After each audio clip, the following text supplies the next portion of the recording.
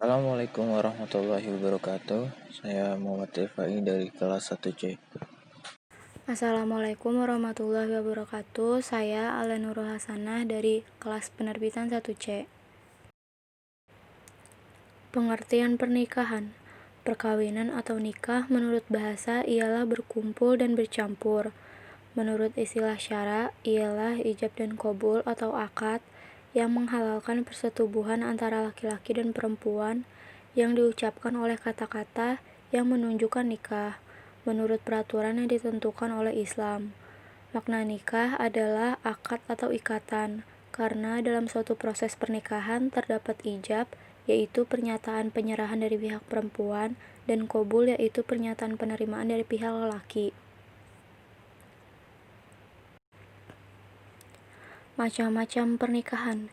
Yang pertama ada kawin siri. Kawin siri adalah perkawinan yang dilakukan seorang laki-laki yang sudah beristri menikahi orang lain dengan ketentuan dan seorang yang dinikahi tidak bisa menuntut hak dari seorang suami, dan jika sudah dicerai, seorang istri tidak akan mendapatkan hak atau harta dari suami, karena dalam kawin siri tidak ada perjanjian. Yang kedua, ada poligami. Poligami adalah perkawinan yang diperbolehkan agama Islam, yaitu seorang laki-laki yang sudah beristri boleh menikahi lagi dengan syarat bisa membagi antara satu dengan yang lain dalam hal keadilan, dengan ketentuan syariat Islam. Yang ketiga, ada poliandri. Poliandri adalah perkawinan yang diperbolehkan agama Islam, yaitu seorang perempuan yang sudah bersuami boleh menikahi lagi dengan syarat bisa membagi antara yang satu dengan yang lain, dalam hal keadilan dengan ketentuan syariat Islam.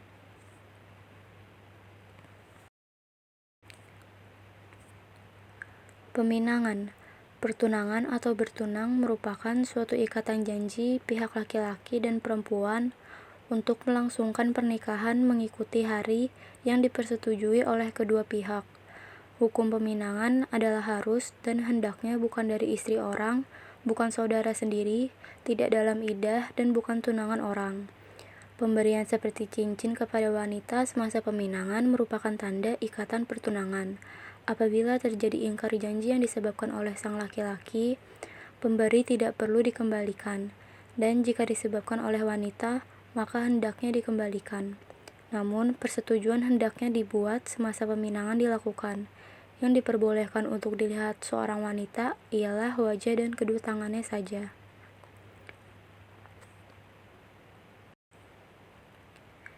Hadis Rasulullah mengenai kebenaran untuk melihat tunangan dan meminang. Abu Hurairah radhiyallahu anhu berkata, sabda Rasulullah Shallallahu alaihi wasallam kepada seorang laki-laki yang hendak menikah dengan seorang perempuan, "Apakah kamu telah melihatnya?" Jawabnya, "Tidak." Kata lelaki itu kepada Rasulullah, "Pergilah untuk melihatnya supaya pernikahan kamu terjamin kekekalan." Hadis riwayat Tirmizi dan Nasai. Hadis Rasulullah mengenai larangan meminang wanita yang telah bertunangan. Daripada Ibnu Umar radhiyallahu anhu bahwa Rasulullah SAW telah bersabda, "Kamu tidak boleh meminang tunangan saudara kamu sehingga pada akhirnya dia membuat ketetapan untuk memutuskannya." Hadis riwayat Bukhari dan Muslim, Asy-Syaikhan. Rukun pernikahan. Rukun dalam pernikahan adalah 1. Adanya calon mempelai laki-laki. Yang kedua, adanya calon mempelai perempuan. Yang ketiga, adanya wali dari perempuan yang akan mengakadkan pernikahan. Yang keempat, adanya 2 orang saksi. Dan yang kelima, adanya ijab yang akan dilakukan wali dan qabul yang akan dilakukan oleh suami. Syarat pernikahan. Menurut ulama Hanafiyah, membagi syarat pernikahan antara lain: yang pertama, syurut al-in'iqah, yaitu syarat yang menentukan pelaksanaan suatu akad pernikahan.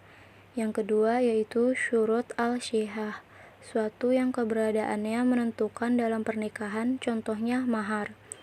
Yang ketiga, ada syurut al-nufis, yaitu syarat yang menentukan kelangsungan suatu pernikahan. Yang keempat, ada syurut al-luzum, yaitu syarat yang menentukan kepastian suatu pernikahan dalam arti bergantung kepada kelanjutan keberlangsungan suatu pernikahan, sehingga dengan telah terdapat syarat tersebut, tidak mungkin pernikahan yang sudah berlangsung itu dibatalkan. Jenis-jenis wali. Yang pertama ada wali mujbir, yaitu wali dari bapaknya sendiri atau kakek dari bapak yang mempunyai hak mewalikan pernikahan anak perempuannya atau cucu perempuannya dengan persetujuannya. Sebaiknya perlu mendapatkan kerelaan calon istri yang hendak dinikahkan. Yang kedua ada wali akrob, wali terdekat yang telah memenuhi syarat yang layak dan berhak menjadi wali. Yang ketiga ada wali abad, yaitu wali yang sedikit mengikuti susunan yang layak menjadi wali. Jikalau wali akrob berkenaan tidak ada, wali abad ini akan digantikan oleh wali abad lain, dan begitulah seterusnya mengikuti susunan tersebut jika tidak ada yang terdekat lagi. Yang keempat ada wali raja atau hakim, yaitu wali yang diberi hak atau ditunjuk oleh pemerintah atau pihak berkuasa pada negeri tersebut oleh orang yang telah dilantik menjalankan tugas ini dengan sebab-sebab tertentu. Wakil wali atau qadhi. Wakil wali atau qadhi adalah orang yang dipertanggungjawabkan oleh institusi masjid atau jabatan atau pusat Islam untuk menerima tuntutan para wali untuk menikahkan atau mengkawinkan bakal istri dengan bakal suami, dengan segala urusan pernikahan, penyediaan aset pernikahan seperti mas kawin, barangan hantaran seperti hadiah, penyediaan tempat pernikahan, jamuan makan kepada para hadirin, dan lainnya adalah tanggung jawab pihak suami istri itu. Qadhi hanya perlu memastikan aset-aset itu telah disediakan supaya urusan pernikahan berjalan lancar. Di samping tanggung jawabnya menikahi suami istri berjalan dengan sempurna, qadhi perlu menyempurnakan dokumen-dokumen berkaitan pernikahan seperti sertifikat pernikahan dan pengesahan suami istri di pihak tertinggi, seperti Menteri Agama dan Administratif Negara, untuk memastikan status resmi suami istri itu senantiasa sulit dan terpelihara. Qadhi selalunya dilantik dari kalangan orang-orang alim, yang mempunyai pengetahuan dalam agama Islam dengan luas, seperti ustadz, mu'alim, mufti, syaikhul Islam, dan sebagainya. Qadhi juga mesti merupakan seorang laki-laki Islam yang sudah merdeka dan telah pubertas.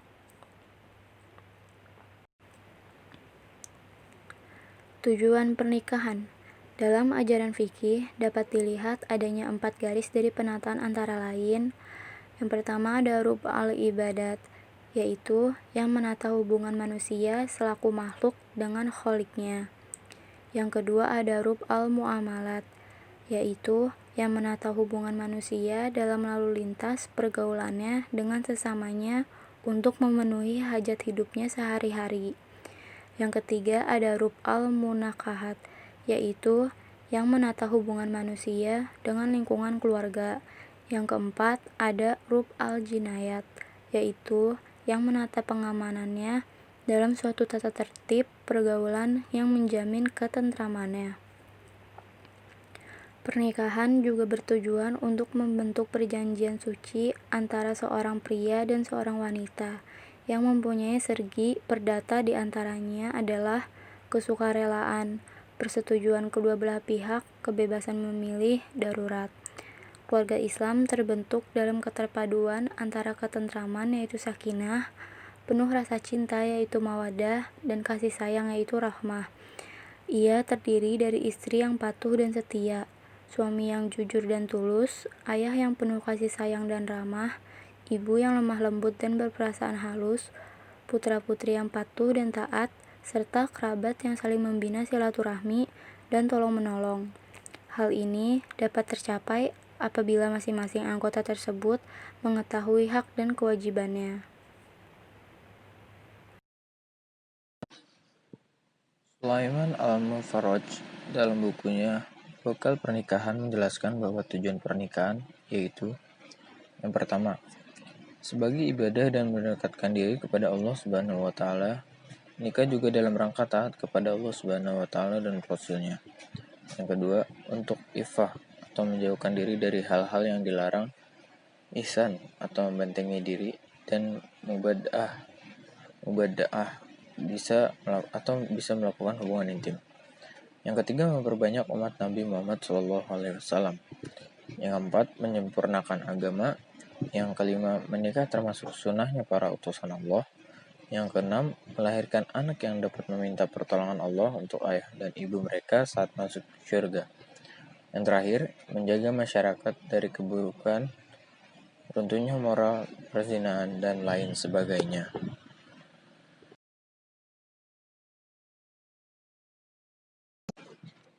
Pernikahan menjadikan proses keberlangsungan hidup manusia di dunia ini berlanjut, dari generasi ke generasi.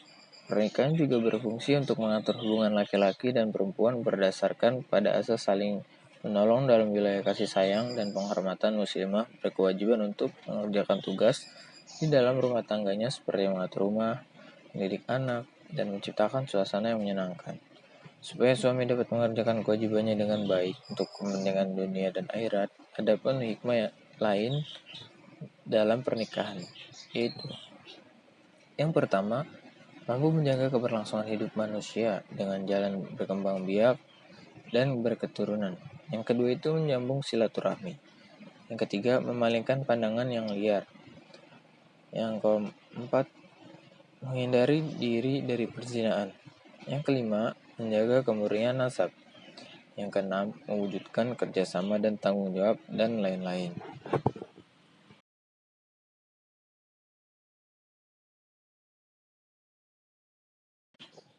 Ciri keluarga sakinah. Pernikahan adalah sunnah Rasul yang apabila dilaksanakan akan mendapat pahala, tetapi apabila tidak dilakukan tidak mendapatkan dosa, tetapi dimakruhkan karena tidak mengikuti sunnah Rasul. Suatu pernikahan mempunyai tujuan, yaitu ingin membangun keluarga yang sakinah, mawaddah, warahmah, serta ingin mendapatkan keturunan yang sholihah. Sebagaimana termaktub dalam Al-Quran Surat Ar-Rum 21, yaitu mengandung 3 unsur yang menjadi bangunan kehidupan sebagai tujuan perkawinan dalam Islam. Yang pertama, litaskunu ilaiha, yang berarti sakinah, ketenangan dan ketentraman, saling cinta dan kasih sayang, supaya suami senang dan tentram. Kewajiban istri berusaha menenangkan suami. Kedua, yaitu mawaddah atau saling mencintai. Cinta bersifat subjektif, yaitu untuk kepentingan orang yang mencintai. Yang ketiga, rahmat, yaitu kasih sayang yang bersifat objektif, yaitu sayang yang menjadi landasan bagi cinta. Bismillahirrahmanirrahim. Wa min ayatihi an khalaqa lakum min anfusikum azwajan litaskunu ilaiha wa ja'ala bainakum mawaddatan wa rahmah. Inna fi dhalika laayatin liqaumin yatafakkarun.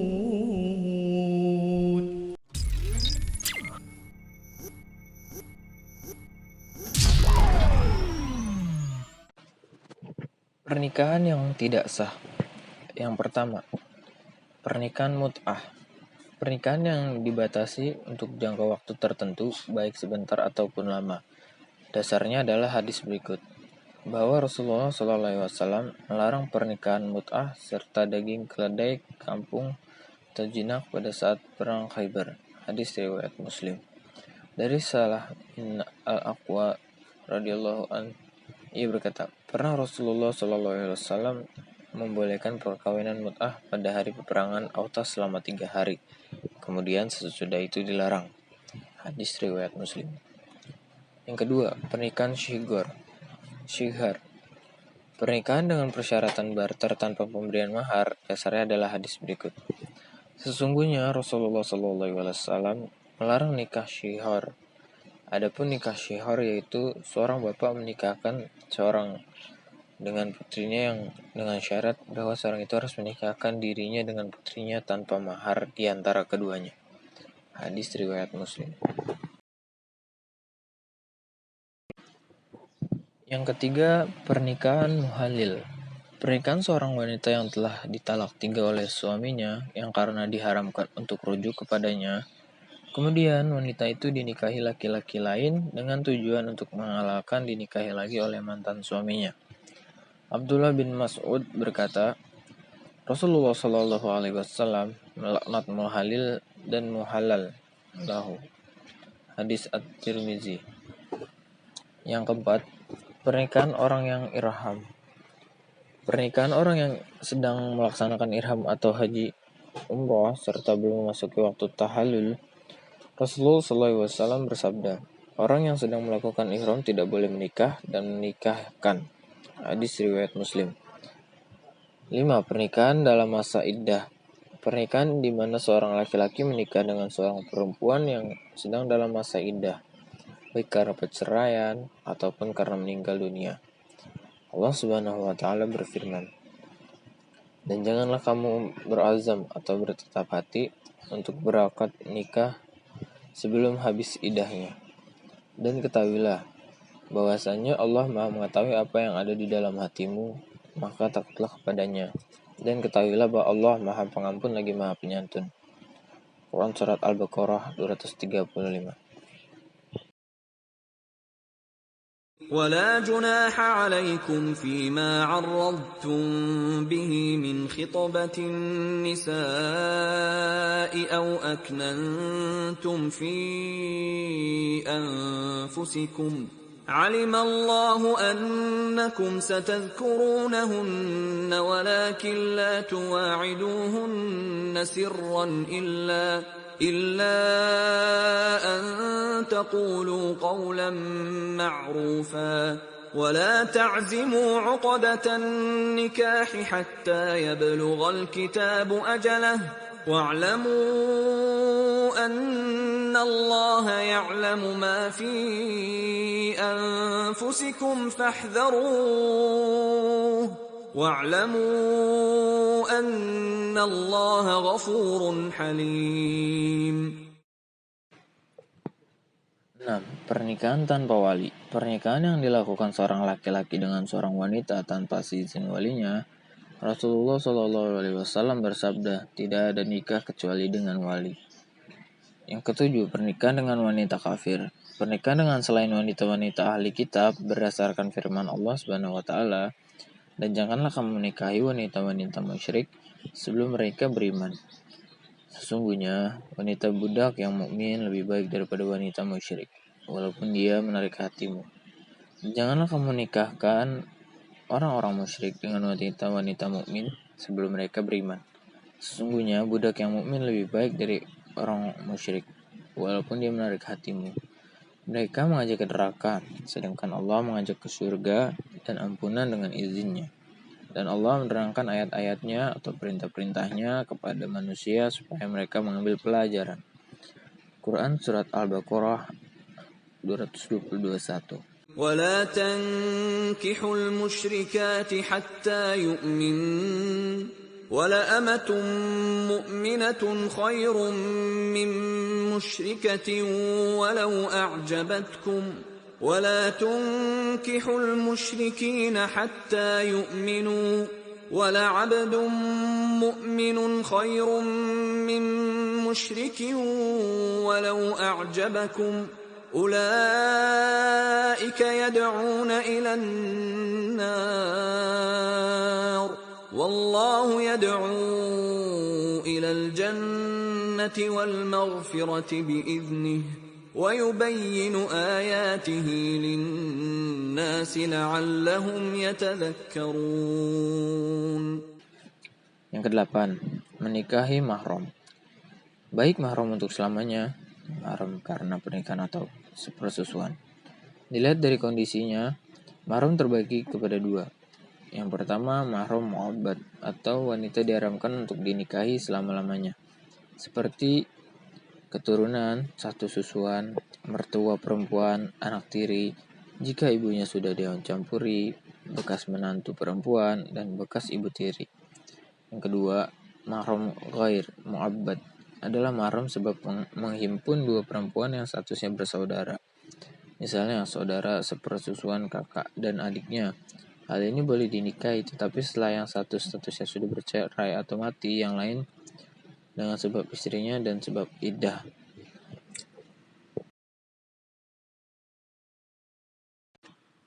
Hal-hal yang berkaitan dengan pernikahan. Yang pertama ialah ada talak. Talak adalah pemutus hubungan pernikahan berdasarkan ketentuan agama. Talak atau talak yang sesuai dengan sunnah Nabi disebut talak sumi, sedangkan talak yang tidak sesuai dengan contoh Nabi disebut talak bid'ai. Talak sunni halal hukumnya. Yang kedua adalah ilak. Ialah pernyataan suami untuk tidak mengumpuli istrinya. Yang ketiga adalah lian. Ialah kutukan suami kepada istrinya atau sebaliknya karena salah satu telah menuduh yang lain berbuat zina, sementara yang dituduh menyangkalnya. Keduanya saling mengutuk bahwa lawannya yang salah, sementara dirinya benar. Yang keempat ada dihar. Ialah pernyataan suami bahwa istrinya seperti punggung ibunya atau ibu suami. Suami yang telah mendihar istrinya tidak boleh berkumpul dengan istri tersebut, sebagaimana ia tidak boleh mengumpuli ibunya sendiri, kecuali bila telah membayar kifarah atau tebusan. Yang kelima, ada khuluk, ialah perceraian yang dilakukan karena permintaan istri. Talak khuluk dapat dilaksanakan kapan saja, walau istri dalam keadaan haid. Dalam talak khuluk, suami istri tidak boleh rujuk walaupun masih ada masa iddah. Apabila suami istri mau bersatu berumah tangga lagi, harus dengan akad nikah baru. Yang keenam, ialah fasak, ialah pembatalan masa tunggu bagi wanita yang habis dicerai suaminya. Istri yang habis ditalak atau tanpa akad nikah baru selama masa iddahnya belum habis, apabila ia mau menikah dengan pria lain, maka wajib menunggu sampai habis terlebih dahulu masa iddahnya. Lamanya masa iddah tergantung kondisi wanita saat terjadi perceraian. Yang terakhir itu ada rujuk, yaitu ilahnya bersatu kembali. Suami istri yang telah menjalin talak. Rujuk diperbolehkan apabila talaknya talak raj'iyah atau talak 1 atau 2 dan masih dalam masa iddah.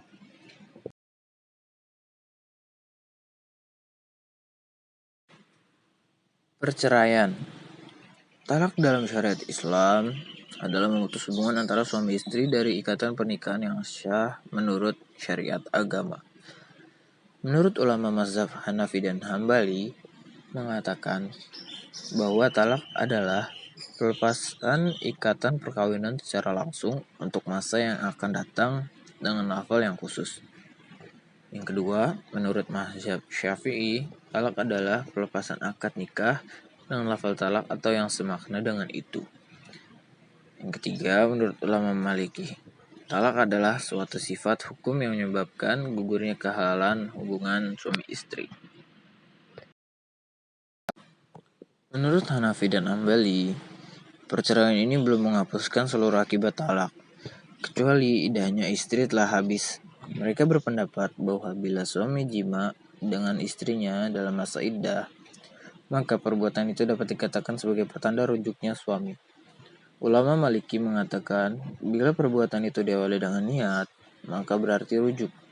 Ulama Syafi'i mengatakan bahwa suami tidak boleh jima dengan istrinya yang sedang menjalani masa iddah, dan perbuatan itu bukanlah pertanda rujuk, karena mereka rujuk dengan harus dilakukan dengan perkataan atau pernyataan dari suami secara jelas, bukan dengan perbuatan.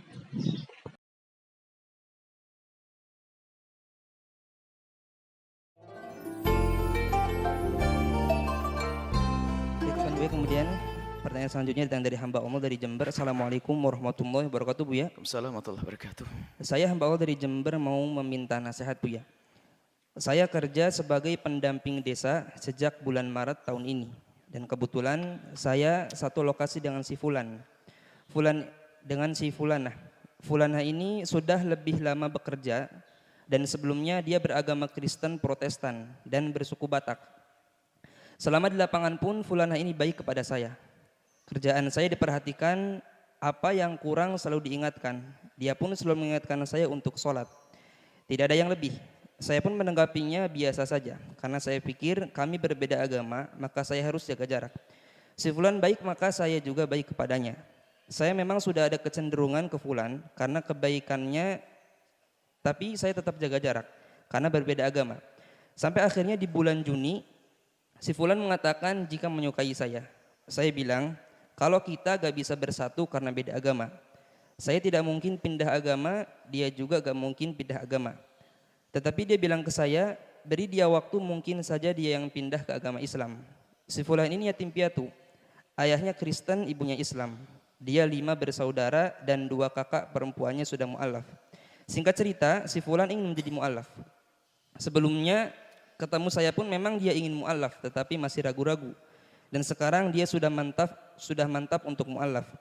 Saya menyarankan dia untuk mu'alaf setelah saya bilang ke orang tua saya, biar orang tua saya yang menjadi saksi, agar hubungan kami direstui sampai ke pernikahan. Niat kami pun ingin menikah jika direstui, karena kerjaan sedang banyak-banyaknya. Saya baru memiliki kesempatan untuk bicara perihal ini ke orang tua saya awal bulan September.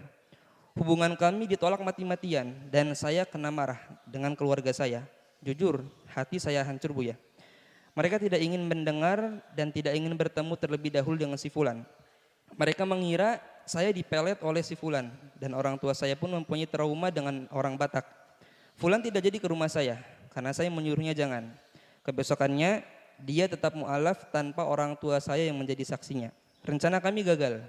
Saya dipaksa oleh keluarga saya untuk berhenti bekerja agar tidak bertemu dengan si Fulan lagi. Saya tidak boleh keluar rumah lagi. Hampir semua teman-teman dekat saya ditanyai perihal masalah saya. Sampai akhirnya saya tetap bersikeras untuk menikah dengan Fulan dan ingin mempertemukan mereka, tetapi mereka masih dengan keyakinan bahwa saya dipelet oleh si Fulan. Saya pun diruqyah untuk membuktikan bahwa saya dipelet oleh si Fulan. Keluarga saya bersikeras bahwa saya dipelet dan tingkah saya berubah. Padahal saya tidak merasakan perubahan apapun. Ibadah saya pun alhamdulillah tidak kendor, malah semakin rajin. Sampai sekarang hubungan kami tidak direstui. Saya pun komunikasi dengan si Fulan dengan curi-curi. Karena semua gerak-gerik saya diawasi oleh mereka. Saya bingung, Buya. Bagaimana caranya untuk meyakinkan orang tua saya? Kalau ingin mencari orang yang lebih dari si Fulan, mungkin memang bisa. Tetapi hati kami sudah saling mantap untuk menikah, Buya. Saya pun baru kali ini memberanikan diri untuk meminta izin menikah dengan orang tua saya. Saya mohon solusi dan bimbingannya, Buya. Terima kasih. Jawabannya adalah tidak boleh tadi ada kalimat trauma kepada suku. Suku Batak banyak orang soleh. Suku Jawa juga banyak orang soleh. Tapi suku Batak ada orang jahat, suku Jawa juga ada orang jahat. Nggak ada urusan dengan suku. Agama Nabi Muhammad untuk semua suku. Jadi nggak ada kita punya trauma kepada suku-suku, nggak ada. Kita banyak kenal orang Batak yang baik-baik juga ada. Jangan menganggap orang itu jelek semuanya, itu nggak dibenarkan. Kemudian jika kepada semuanya nasihat umum kepada siapapun. Apakah Anda seorang laki-laki muslim atau wanita muslimah? Jika ada orang di luar jalur agamamu, non-muslim atau non-muslimah, ingin menikah denganmu dan dia berjanji akan mau masuk Islam, jangan mau. Sebab agama itu keyakinan di dalam hati. Kalau yakin hari ini, nanti juga yakin. Kalau tidak ada hari ini yakin, nanti nggak ada. Dia gini, kalau memang sudah yakin Islam benar, kenapa tidak bersyahadat hari ini? Kenapa harus nunggu nanti? Ini menunjukkan kebohongan orang di dalam hatinya.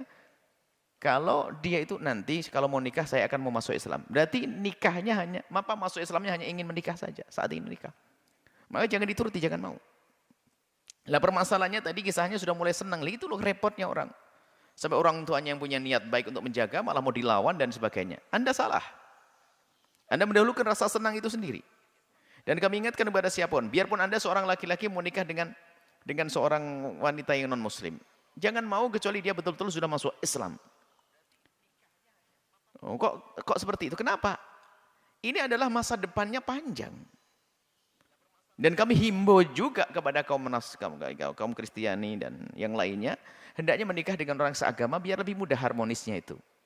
Jadi orang Kristen hendaknya nikah dengan orang Kristen biar ke gereja sama. Kalau perlu kelompok gerejanya itu kan gereja kan beda-beda, Kristennya beda-beda. Yang sama. Kami nasihati kepada orang di luar Islam juga.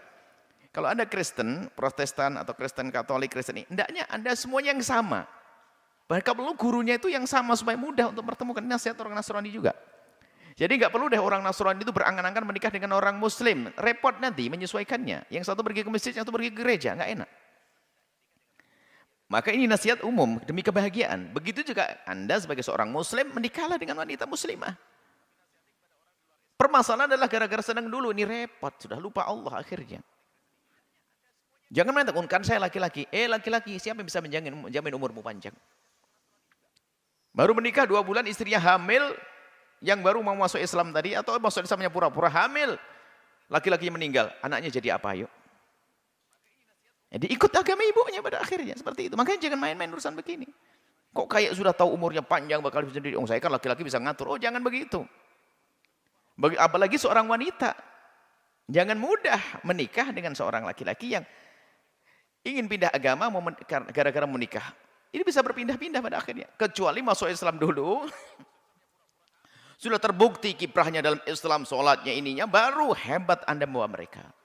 Menikah dengan mereka, iya boleh. Karena apa? Sudah terbukti seperti itu. Jadi jangan mudah. Oh saya niatnya dakwah, ya dakwah kan sekarang. Kalau masuk Islam nggak usah nanti.